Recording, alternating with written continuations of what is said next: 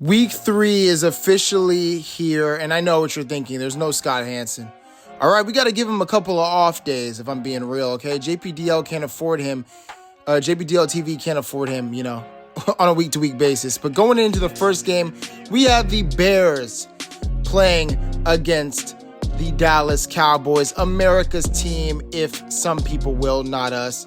But, the Bears, they're coming off a loss right now against the Detroit Lions. I think they're going to need to really figure out a way to win this ball game.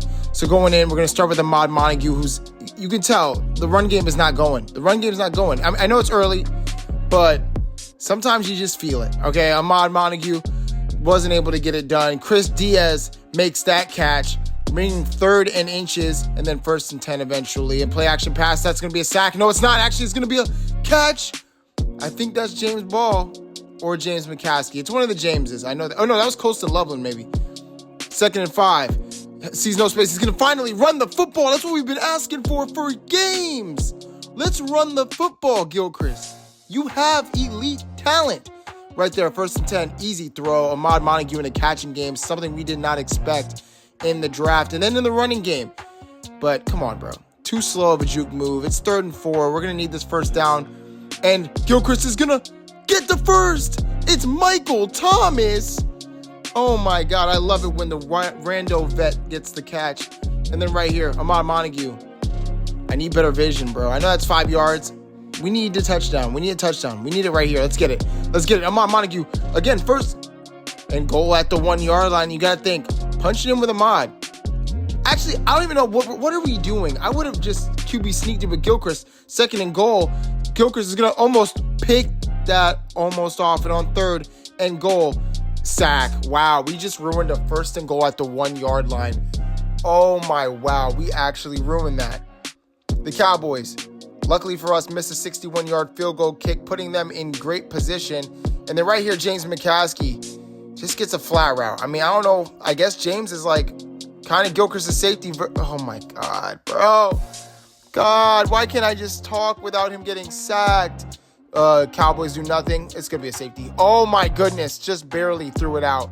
2nd and 10, and Ahmad's going to also do everything in his power to get a safety, but he doesn't. And then on 3rd and 10, Ahmad finally gets some yardage, but it's like 1 yard, 2 yards. So Cowboys come in and still don't do anything. Dak, what is going on with you? Good misdirection. Ahmad Montague finally gets a good hole, gets 9 yards. Can we get another 5 yards from this? Yes, we can. 9 rushes, 22. Not the greatest stat line. But, keep feeding Ahmad. Look at that Le'Veon Bell level patience. Look, ever since he was the first guy to interview, okay? So I got to show him a bit of love. Right here, Gilchrist throwing it in. It's caught by Mikkel. One of my favorite players, one of my more entertaining players to watch as a gadget guy and watch his, his story develop. Long pass to Chris. What? 2nd and 10? Nah, I'm about to challenge that. There's no way. There's no Chris. You're supposed to be an NFL wide receiver and you're toe tapping both feet on the white. James Ball. A little flat route. Again, not what I want James Ball to be. I want James Ball to be getting those long 20, 25-yard throws. Gilchrist throwing it to Mikkel, and he's not going to go anywhere. 4th and 6. And as we punt the ball, I just got word that tight end James McCaskey actually interviewed before the game to talk about how he handles, getting the rock early. Great question. To be honest, of course, I talk to my QBs before every game. We have our team meetings. We have our offensive meetings. We go over game plan and strategy, but getting into a rhythm really isn't a thing for me. I think of myself more of as a microwave, just press start and I'm ready to go. Whether you need me involved early or in the middle of the game or to come in at the end to kind of take the top off or, help out any way I can, against the defense. I'm willing to do that at any point, at any time. Man, I got to tell you, when you have a tight end like that who not only, speaks like a true football player, but also is able to, be one of the higher productive players on this team, it's really inspiring in the locker room. As I say this, Gilchrist giving a ball to Chris Diaz. Look, I can't ever speak higher praises of these JPDL guys because they know that there's a target on their backs. 2nd quarter, 4 seconds left. And, had to make sure that this AI Gave them the 3 points they need. But let's go back to this as Dallas scored a touchdown. These JPDL guys, they are coming from out of nowhere. The league is using them as a target.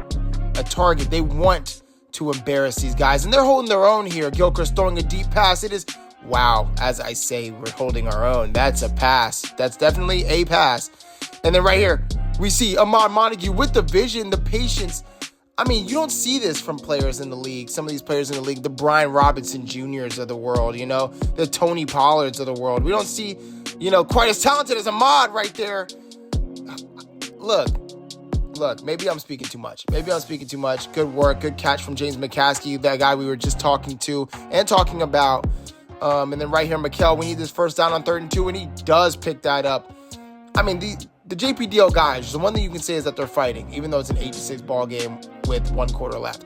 It's kind of distracting from the fact that this game is probably one of the most boring games that we've seen the Bears in, as a good throw on the run hits James Ball perfectly dead center of the field. 2nd and goal at the 9-yard line. We see Mikel getting a run involved early in the run game, or late in the run game, and that goes nowhere. And on 3rd and goal, you got to think we want 6. Gilchrist is not going to get that, not with Micah Parsons on his back. And we got to remember, this is Dallas. Dallas Laxbros is where Gilchrist came from. He is a homegrown Dallas guy. Mikel making an absolutely great play. So you got to think there's some emotions involved in this game, playing against the team that you used to root for since you were young, and even played in the city back with the JPDL. So it's definitely kind of like a reunion, a homecoming of sorts. Gilchrist throwing the ball. It is caught by James Ball. I always said James Ball is my best prospect. I'll keep saying that. In terms of wide receiver, I'll keep saying that. Micah, he actually breaks a sack from Micah and just throws it away. I would have ran with it, but, Gilchrist is the NFL quarterback. Sack again. Okay, 3rd and 18.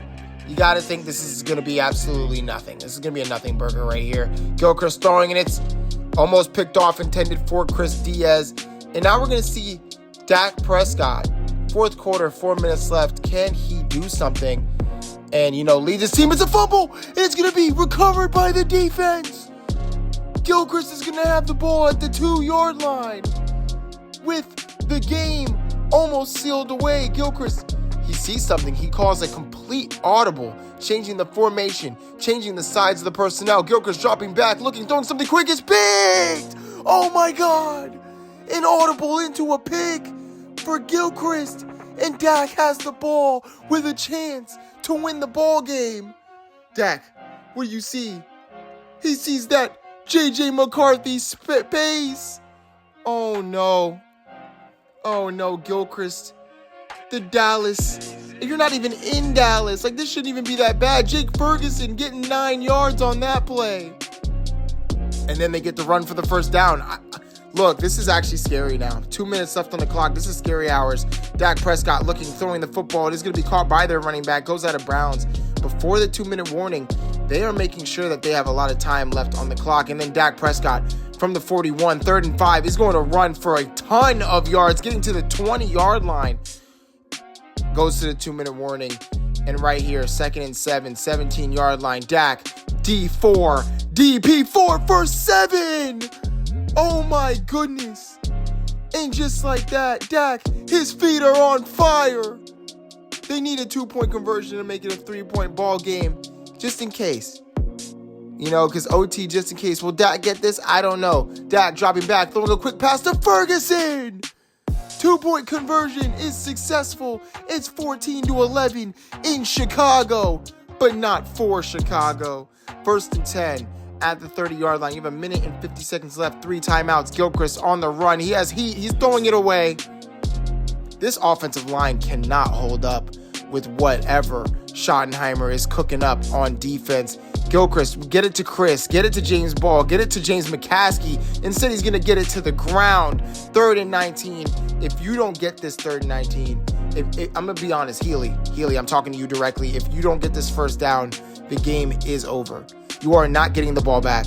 You are not winning this football game. 14-11. Gilchrist drops back out of single back, and he's going to throw it. It's going to be Chris Diaz with a clutch catch when we need it most. Chris Diaz is there 1st and 10. The clock is still moving. We got to be at least aware of it, Gilchrist. And Gilchrist throws it, and it's caught. James McCaskey, he keeps going. That's the guy where, like he said, he doesn't need to get the ball early. He's a microwave. Just give him the ball whenever you can. He'll make something happen. 14-11. A minute left on the clock. Gilchrist throws it. It's caught. McHale with another big catch. Okay. All intents and purposes, it's a minute left in this game. We don't want to score too early. I'm going to be real. I don't know why I'm thinking this way, but we don't want to score too early. Oh, I wish you would have caught that, James.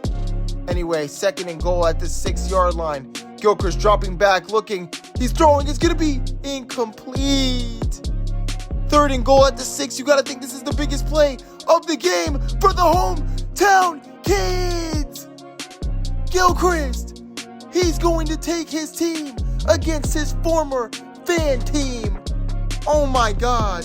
Coach Healy is nothing. They're all celebrating on the sideline. Gilchrist is holding the ball like it's his baby because right now he has given his team the lead against Dallas. But can Dak do anything with 45 seconds left and 2 timeouts? We will see. Down 4. They need a touchdown here. Dak Prescott dropping back. It's a quick screenplay. It's going to actually get a couple of yards, but did not go out of bounds, forcing the Cowboys to call their first timeout. Dak throwing is going to be caught by Jake Ferguson. He is going crazy on this, and they call their final timeout. 32 seconds left. Called their final timeout. I would have spiked it right there. Get some clock off. Still keep the timeout. Dak looking, throwing something quick. That is the last thing you want to do. This AI, when it comes to these late game opportunities, is playing like trash. 18 seconds left. Dak, what is he going to do? Throw something down the middle of the field. It is caught. CD Lamb. And we got to think we're going to spike the football. 5, 4. Okay, good. 5 seconds left on the clock. And this is it. This is a Hail Mary attempt.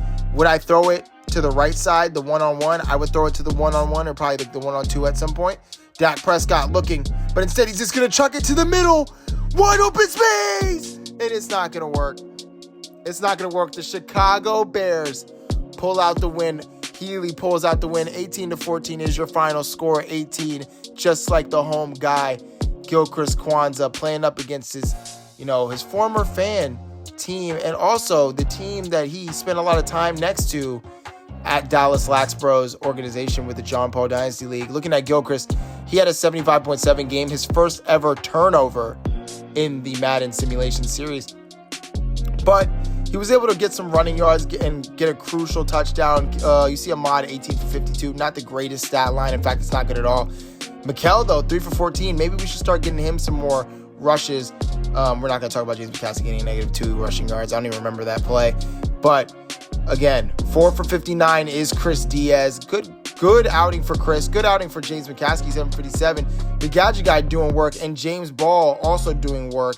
Ahmad, he can catch. But now coming to the dog pound, we have the Green Bay Packers. Green Bay playing up against the Cleveland Browns. And I didn't know this was a celebration. I didn't know they break guitars out there. What are we doing? That's a precious guitar.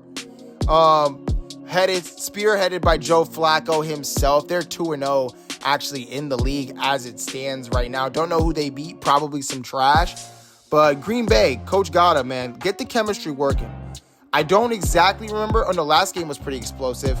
Start early like they did last time. I think last time it was like a bomb to Fitzgerald. Oh, no, so like an intermediate pass to Fitzgerald for a 70-yard touchdown. And this is going to be a bomb to Fitzgerald for the touchdown.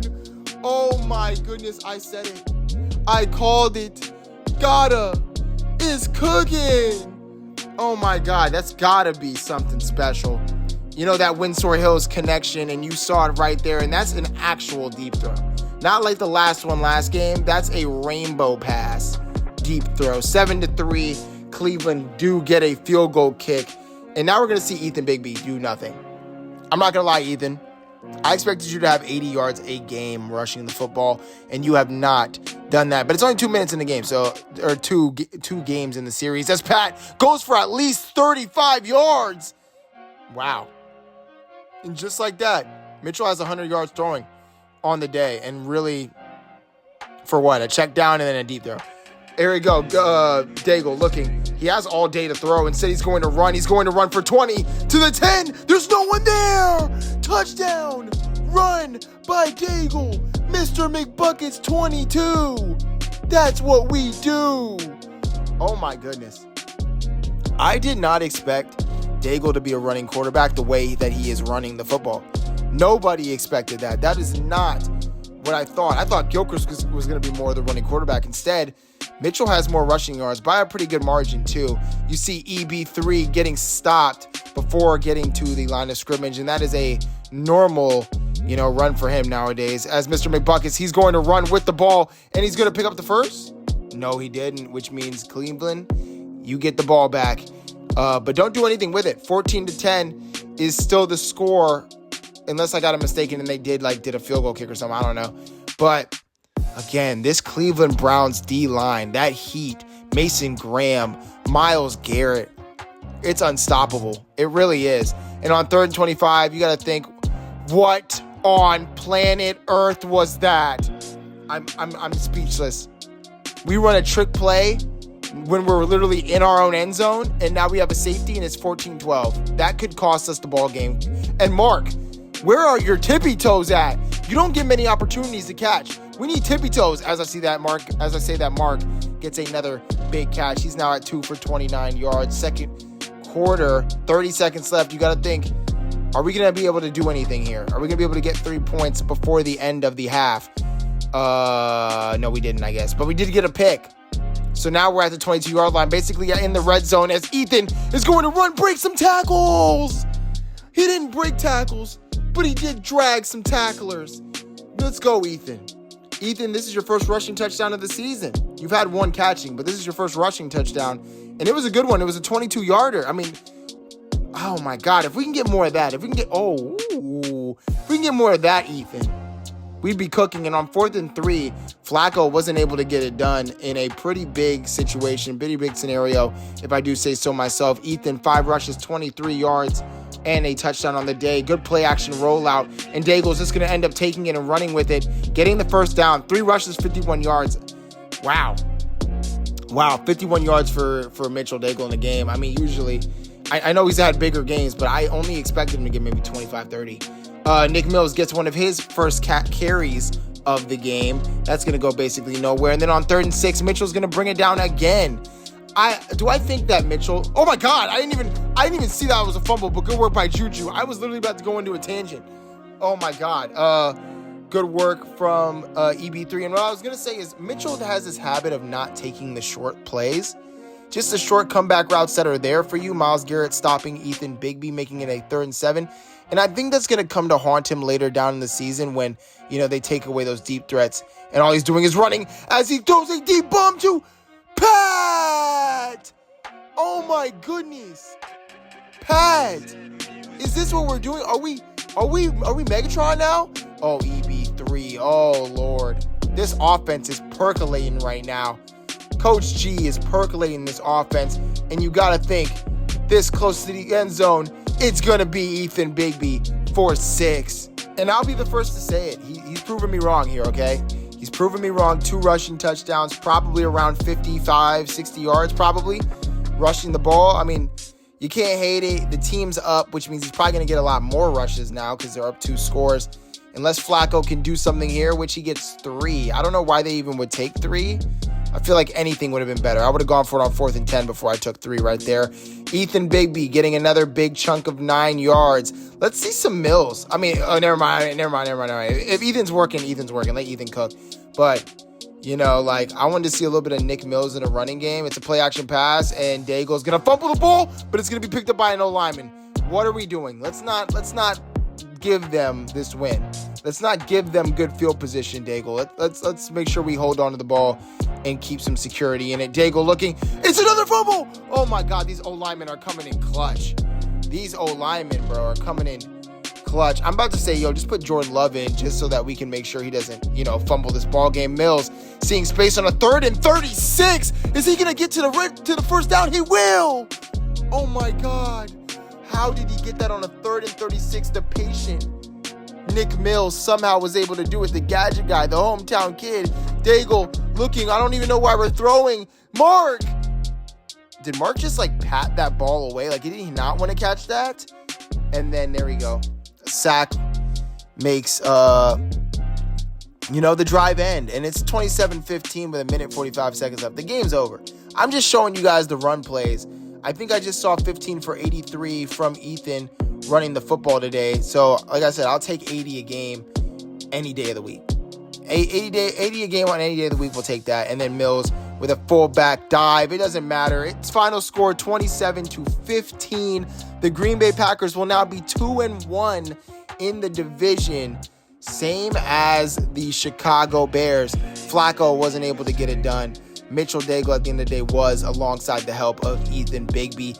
And a deep throw has to be credited a little bit right here, as you see the absolute rainbow pass that was that to Fitzgerald.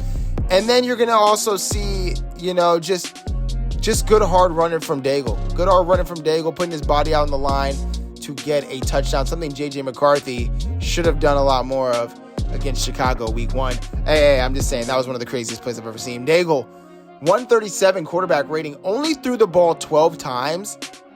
I'm speechless that he only completed 8 passes and has 200 yards. That's an Anthony Richardson level stat line. Ethan Bigby, 16 for 86 and 2 touchdowns. That's just good running. Daigle also with great running. Mills got 2 carries, and then the safety. I'm not talking about that.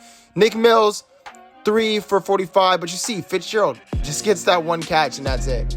It's like he literally tunes it out. 1 catch, and that's it. Mark needs a little bit more catches, but Pat is proven to be a reliable asset. As the Bears will then play the Raiders next week, I think that's going to be a pretty easy win for them, if I do say so myself. And then Green Bay, Sunday night prime time against Dallas.